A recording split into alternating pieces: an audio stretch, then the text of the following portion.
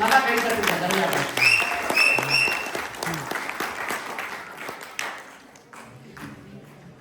அன்னை தமிழுக்கு வணக்கம். எங்கள் வாழ்வும் எங்கள் வளமும் மங்காத தமிழ் என்று சங்கே முழங்கு. நல்லா கை தட்டலாம். எங்கள் பகைவர் எங்கோ மறைந்தார், இங்குள்ள தமிழர்கள் ஒன்றாதல் கண்டே என்று பாரதிதாசனின் வரிகளுடன் வருகை தந்திருக்கும் அனைத்து தமிழ் குடும்பங்களுக்கும் என் இனிய பொங்கல் நல்வாழ்த்துக்கள்.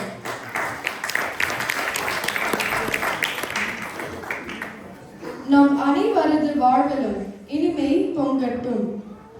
இந்த பட்டிமன்றத்தில் பேசுவதற்காகவும் வாய்ப்பு கொடுத்த வாசுவையா மற்றும் குழுவில் இருக்கும் அத்தை, மாமா அனைவருக்கும் முதல் கண்ணியன் வணக்கத்தையும் நன்றியையும் தெரிவித்துக் கொள்கிறேன். அதாவது நம்ம உறவுகளை நம்ம எல்லாம் இழந்துட்டோம்னு சொன்னோம். பார்த்தா இங்க இருக்கிற எல்லாரும் உறவுன்றாங்க. அதுக்கே நல்லா கை தட்டலாம்.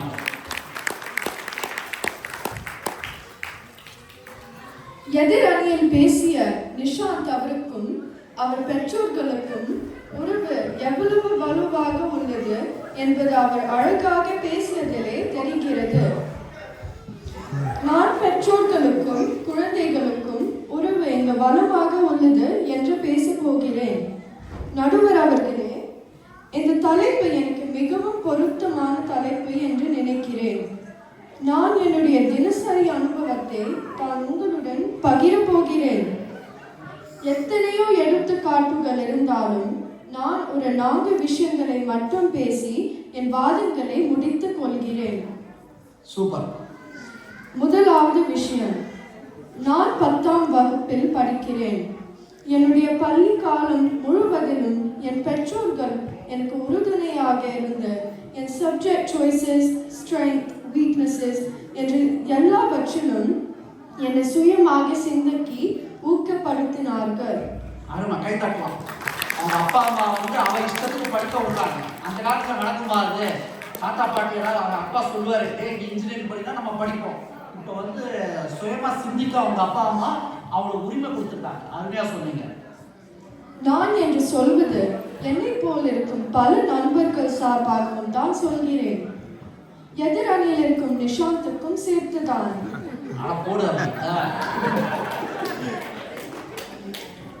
எங்க யூனிவர்சிட்டி சாய்ஸ் என்று வரும்போதும் பெற்றோர்கள் பிள்ளைகளுக்கு முழு சுதந்திரம் கொடுத்து அவர்கள் விருப்பத்தை ஊக்கம் செய்கிறார்கள்.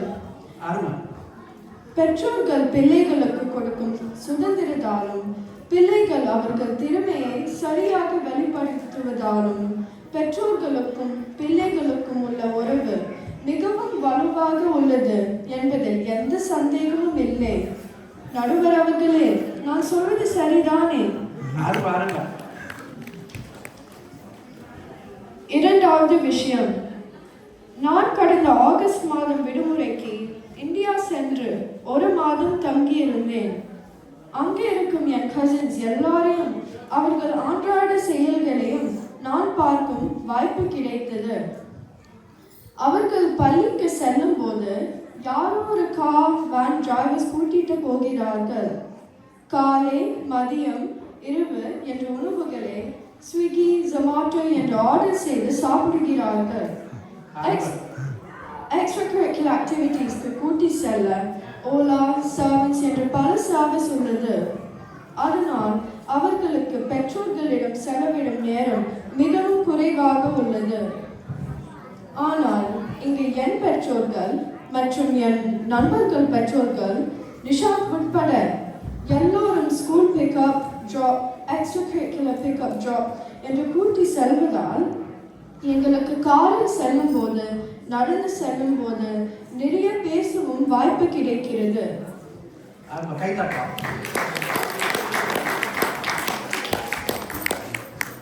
மேலும் இங்கு ஸ்விக்கி, ஜொமேட்டோ ஆப்ஷன் இல்லாததால் பெற்றோர்கள் செய்யும் ஆரோக்கியமான உணவு வகைகளை மற்றும் குடும்பமாக சேர்ந்து சாப்பிடும் வாய்ப்பு கிடைப்பதால் யாருக்கு என்ன பிடிக்கும் என்று தெரிந்து கொள்ளும் வாய்ப்பு மற்றும் பகிர்ந்து உண்ணும் வாய்ப்பு கிடைக்கிறது.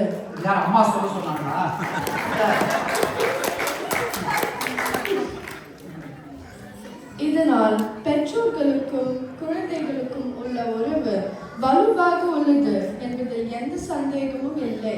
அருமை. மூன்றாவது விஷயம், நாம் அந்நிய நாட்டில் இருந்தாலும் நமது கலாச்சாரம், பண்பாடு மற்றும் தாய்மொழியை நன்றாக கொண்டாடுகிறோம். இங்கு நாம் சிறிய சமூகமாக இருந்தாலும் அனைத்து பண்டிகைகளையும் நம் முன்னோர்கள் எப்படி கொண்டாடினார்களோ அதே போல் கொண்டாடுவதால் எங்களை போன்ற இளைய தலைமுறைக்கு எடுத்துக்காட்டாக உள்ளது. அது தாய் தமிழ் சங்கம் இருக்கிறதால.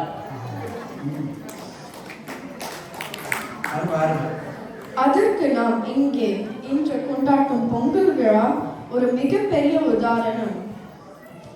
இது மட்டும் அல்லாமல் ஆடல், பாடல், நாடகம் என்ற பல பெற்றோர்கள் தம் குழந்தைகளை பல்வேறு நிகழ்ச்சிகளில் பங்கு பெற வைப்பது மட்டுமல்லாமல் குழந்தைகளுக்கு அதன் சிறப்பையும் எடுத்து சொல்கிறார்கள்.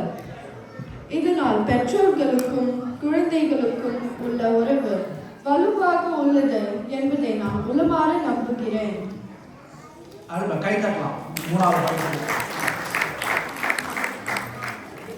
நான்காவது விஷயம், இன்றைய தலைமுறையினர்கள், குறிப்பாக பெற்றோர்கள் தனது பிள்ளைகளிடம் பயத்தை காட்டி ஒழுக்கம் கற்பிக்காமல் ஒரு நண்பர்களைப் போல் தம் பிள்ளைகளோடு பழகி அவர்களை வளர்க்கிறார்கள். இது இன்றைய தலைமுறையில் பெற்றோர்களிடம் அவரது பிள்ளைகள் தைரியமாக பேசவும் அவர்களது கருத்துக்களை முன்வைக்கவும் மிகவும் உதவி செய்கிறது. இதனால் பெற்றோர்களுக்கும் பிள்ளைகளுக்கும் உள்ள உறவு மிகவும் வலுவடைகிறது. இதுபோல் நான் இன்னும் எவ்வளவு உதாரணங்களை சொல்லிக்கொண்டே போகலாம். ஆனால் மற்றவர்கள் பேச வேண்டும், அவர்களுக்கான நேரம் கொடுக்க வேண்டும் என்ற வளமான சிந்தனையை என் பெற்றோர்கள் என்னிடம் சொல்லியிருக்கிறார்கள். ஆகவே நான் இன்று கூறிய சில எடுத்துக்காட்டுகள் மூலம் பெற்றோர்களுக்கும் குழந்தைகளுக்கும் உள்ள உறவு எவ்வளவு வலுவானது என்பதை தெளிவாக தெரியப்படுத்தியுள்ளேன். நடுவர் அவர்களே, நல்ல தீர்ப்பு கொடுப்பீர்கள் என்று நம்புகிறேன்.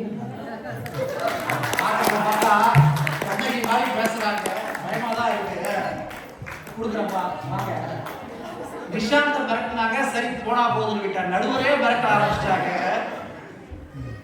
எனக்கு வாய்ப்பு கொடுத்த அனைவருக்கும் நன்றி கூறி விடைபெறுகிறேன்.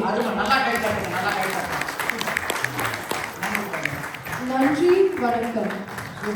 அருமையா பேசினாங்க. வாங்க வாங்க, அருமை. அதாவது முதல்ல பாராட்டு, ஒரு பெண் குழந்தை எப்படி வளர்க்கணும்னு அவங்க அப்பா அம்மா சொல்லி கொடுத்துருக்காங்க. நிமிர்ந்த நன்னடை, நேர்கொண்ட பார்வை. பாரதி சொல்றது, நிமிர்ந்த நன்னடை, நேர்கொண்ட பார்வை, நிலத்தில் யாருக்கும் அஞ்சாத நெறிகளும், பயமே இல்லை அஞ்சாத நெறிகளும், திமிர்ந்த ஞான செருக்கும் இருப்பதால், செருக்குனா இது பெருமிதம், ஆணவல்ல பெருமிதம் இருப்பதால் செம்மை மாதர் திரும்புவது இல்லையா. பாரதி கண்ட பெண்ணோட அத்தனை இலக்கணங்களும் தனியாக இருக்கு. ஆனா கொஞ்சம் ஓவரா தான் நிஷாந்த ஓட்டாங்க. அவங்களுக்குள்ள என்ன